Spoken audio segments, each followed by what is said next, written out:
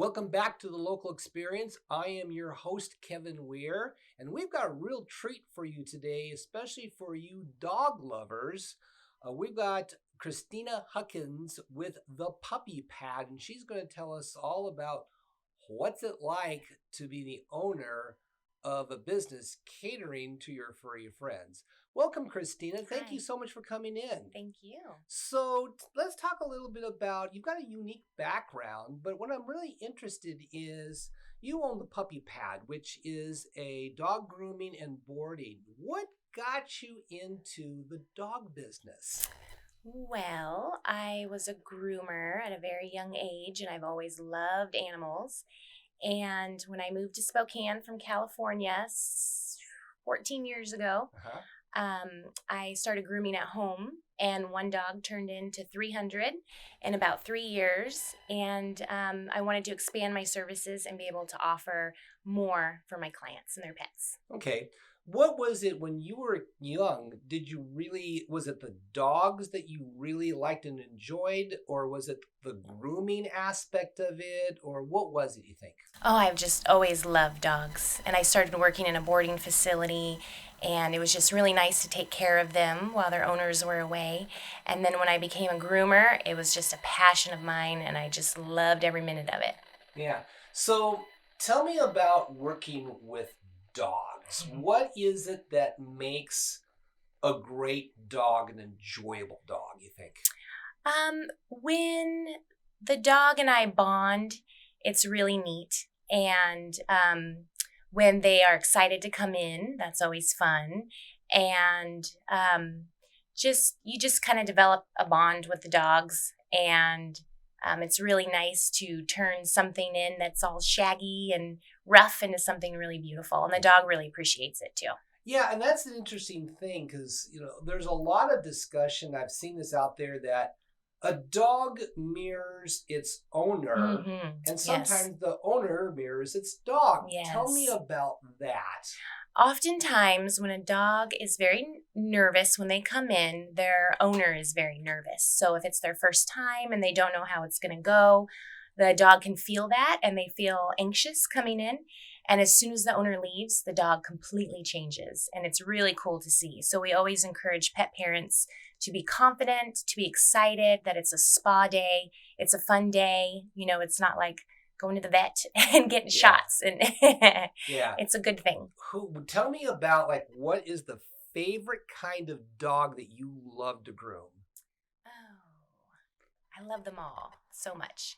But I would have to say a Labradoodle or a Golden Doodle, just because they're so popular, and we do so many of them, and they just look beautiful when they're done. And usually, if someone is new and they're bringing in a doodle, we know that it's just going to be a really nice dog, and they just have a great personality. Oh, So, that's great. yeah. And do you think it's because a lot of it is that they have the fur to be able to really create a style more than just a pure cut? Yeah, and everybody likes something a little bit different on their doodle since it is kind of a newer breed. There are some breed standards that are kind of coming out and stuff, but it's kind of fun, and a lot of people give you some creative control with it. So you can do a doodle short, long, and everything in between. And some people like more of a poodle look. So it's just a really good groom. Yeah. Yeah. So, what would you say are the most difficult dogs that you have to deal with? Oh, most difficult. Well, we get a lot of German shepherds, and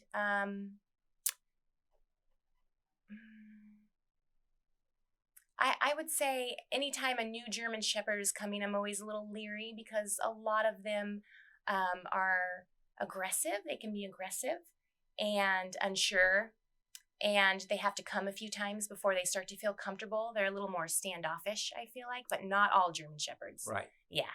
And do you think a lot of that is the natural intelligence of the German Shepherd that Yeah. realizes that they are in an environment that's totally different and they're using their sort Yeah. of spidey sense to observe because they're natural protectors. Yes, absolutely. Yeah, because I've got a I have a German Shepherd Greyhound mix. Oh. And she knows, it's kind of a funny story. If I take her to the vet, she loves getting into the car. And when I get down to the corner of Sprague and Barker, if I take a right, she immediately freaks out. Even though we're 2 miles away from the vet, she knows where she's going. Yeah. And where my dog Scooby, which is just a little kind of a Chihuahua mix with a bunch of other dogs in, just a little 11-pound dog, doesn't know where it's going, doesn't concern itself. It's just like oblivion. Yeah. And German Shepherds are so family oriented. I think when they're out of their element, sometimes, freaks them out a little bit. Yeah. What are some funny things, or what's some of the humorous things that dogs do when they are at your place? Dogs are funny all the time.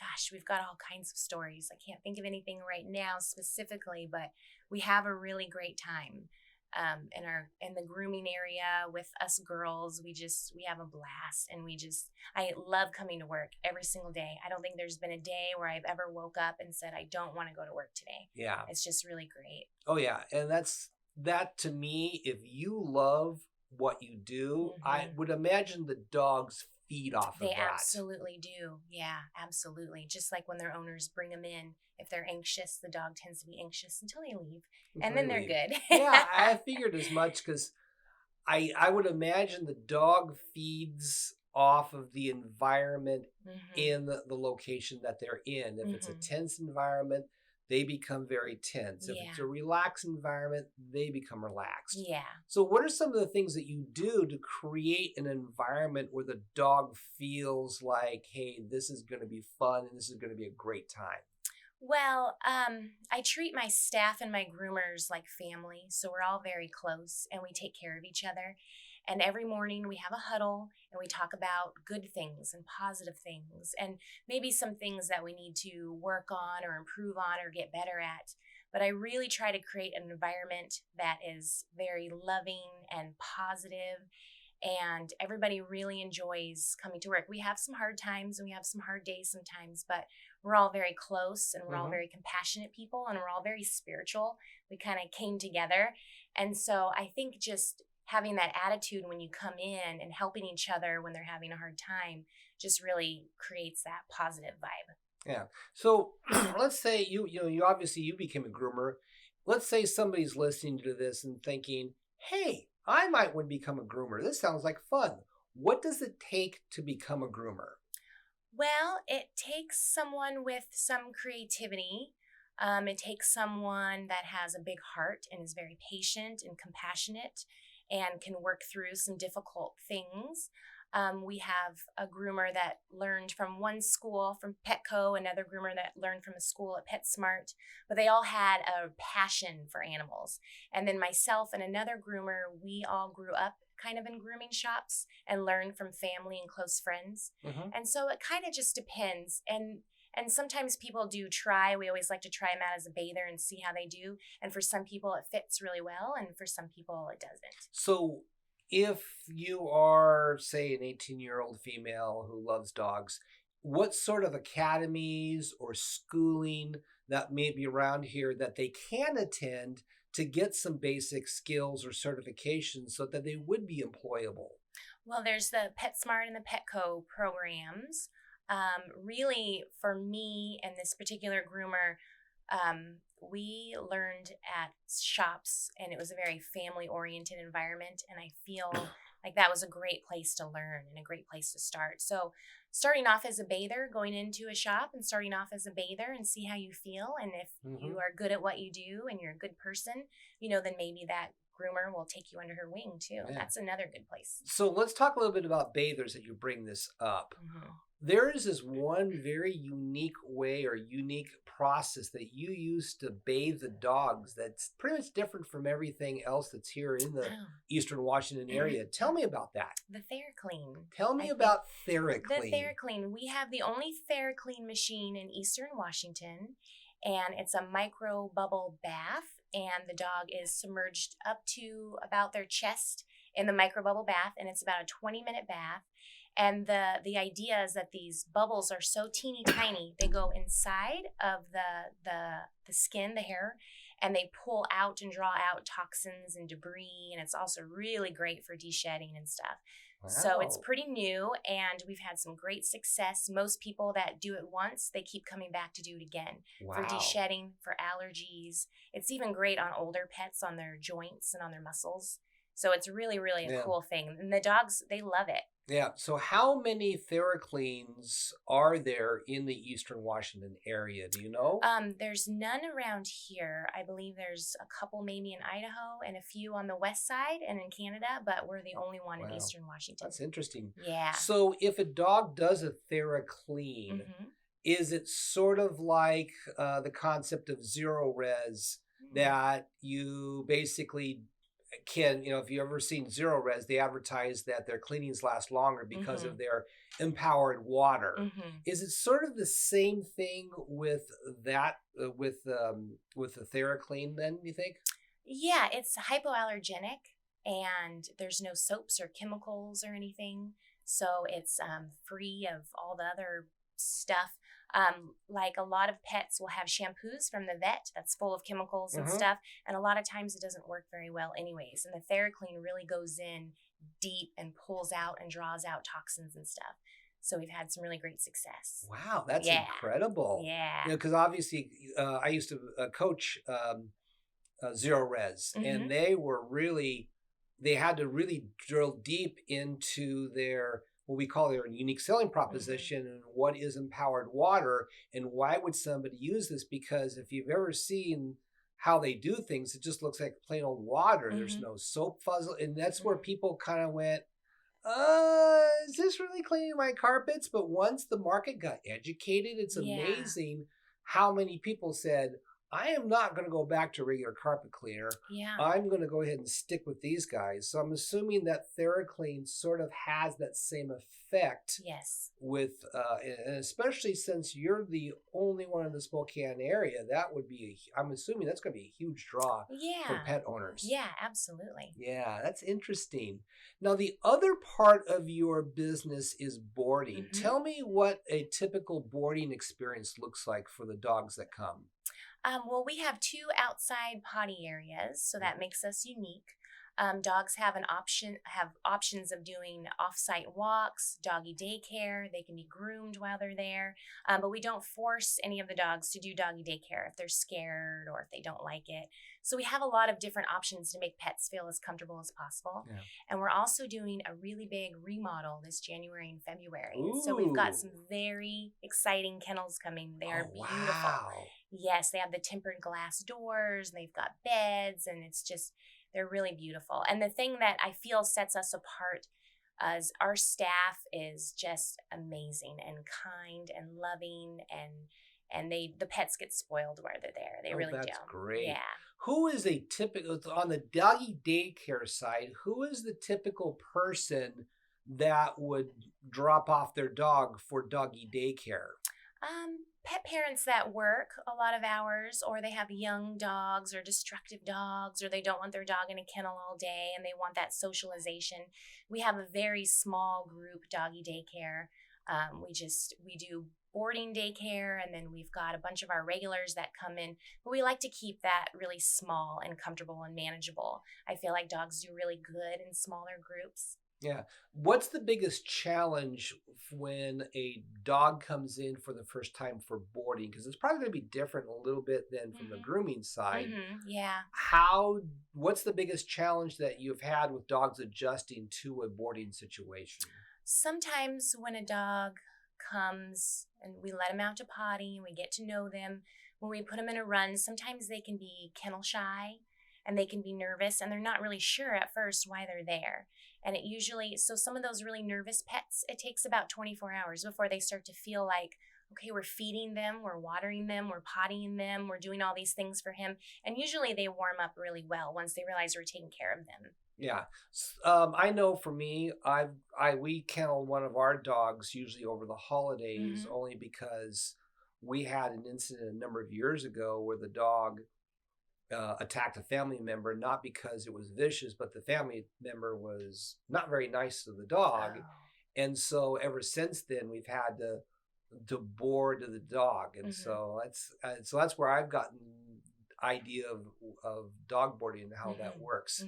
What can an owner do to prepare their dog for a good boarding experience? Just being very positive and being excited for them. You know, people think their dog's just huddled in the corner of a kennel the whole time. And these are big runs, too. They're not little cages or kennels. Yeah. And they think they're just huddled back in there, scared and missing them the whole time. But dogs just don't think like that. They think more in the moment. Yeah. And not to say that they forget about their owners or anything, but they end up adjusting and usually doing really well. Well, that's good. And so being positive, bringing some things from home, beds, toys, treats, food, just things from home that feels familiar. Yeah. Okay.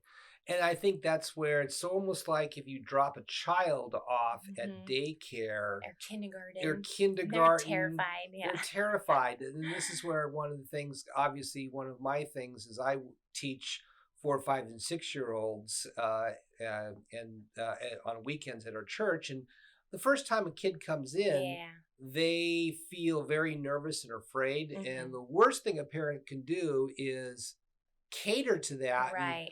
And not help the kid.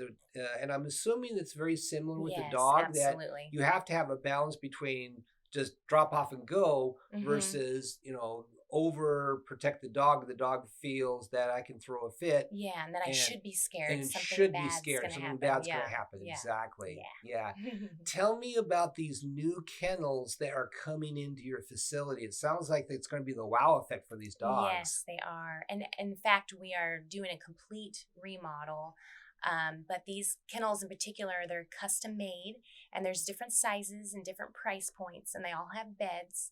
And we're exploring some different camera options and stuff too, so that owners can check in on their pets whenever they want from their phones, which is really cool. Some of them have tempered glass, so the dogs can see out. Some dogs like that. And then some of them are covered halfway up because some dogs like more privacy and they don't want to see out. Yeah. So they're coming soon. They're being custom made and they're going to be beautiful and fun, and we're very excited. Oh, that's great. Yeah. Now, here's an interesting question. Have you ever had an owner who dropped off their pet for either daycare or boarding and forgot them? Forgot them for good or forgot them for a long period of time which you weren't prepared for? There's been a few people that have been late, but my girls are really good about communicating with people and waiting for them and stuff. We close our doors at 6, but we're often there a lot later, taking care of the dogs. Right. We open earlier and we lock the door and we feed and water and take care of everybody number one first, and then the same thing at night again. So we've had some people be late, but we have had a couple of people abandon their pets at our facility. Yeah. What? Tell me about that. It's pretty rare. Yeah, I think people fall onto hard times, or they can't handle, a puppy stage or something, or they have certain living situations where they can't have the pet anymore. And I prefer that people were honest, because then we could work with them and help them, as we frequently do. Which brings me to another point. We offer long-term boarding and stuff also at very good discounted rates to help people out. Okay. Yeah. What was the dog, when these dogs got abandoned, what was their reaction? How long did it take for them to realize that their owner wasn't coming back? I don't think dogs think like that. I think dogs adjust very quickly and very easily, and they just want people to love on them and take care of them. So how did you handle the dogs being left behind by their owners? We've had different situations.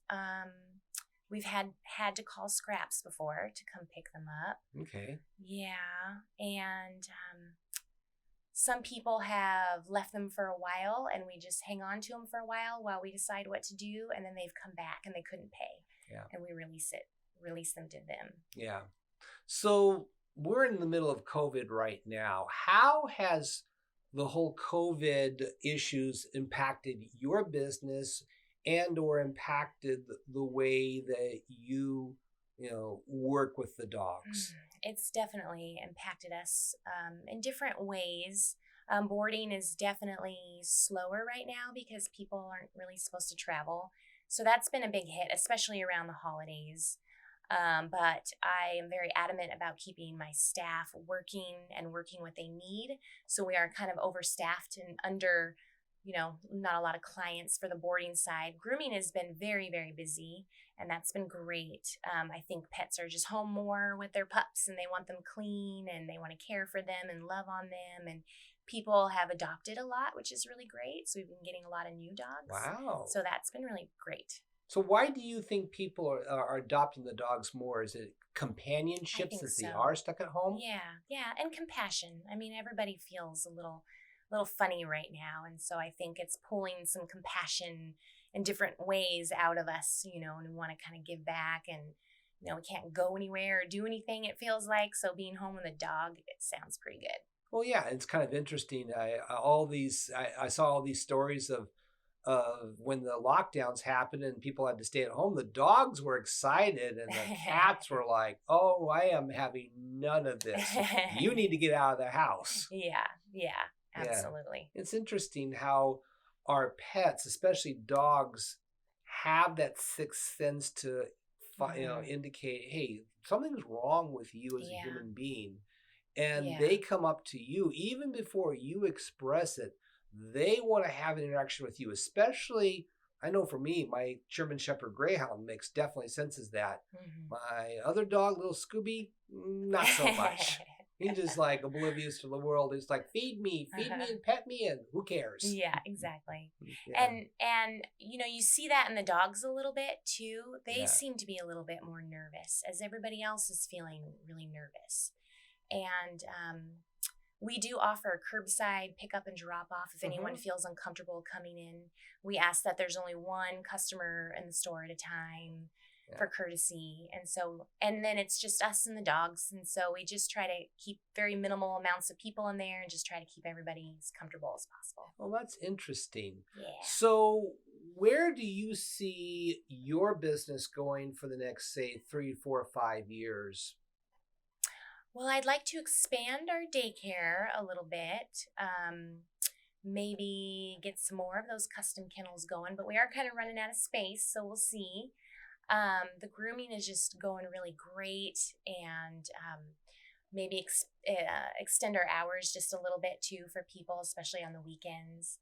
But eventually I'd like to build a brand new state-of-the-art facility with all the bells and whistles. And that's kind of like my 5 to 10 year plan. Wow. Yeah. And see, I guess to me, imagine that you have these facilities with a very unique product, sort of I'm going to call it the zero res for dogs.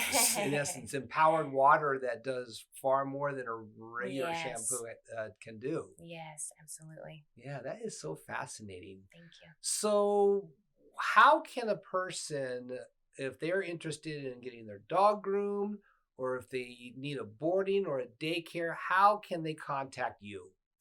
Our address is 7810 North Market Street. We're on the corner of Market and Lincoln Road, just a little bit north of Francis. Our phone number is 509-467-6115. And yeah, we've got several groomers rocking and rolling, and we've got plenty of openings for boarding right now. So, yeah. All right. Well, thank you so much, Christina. This has been a great conversation today. Thank you so much.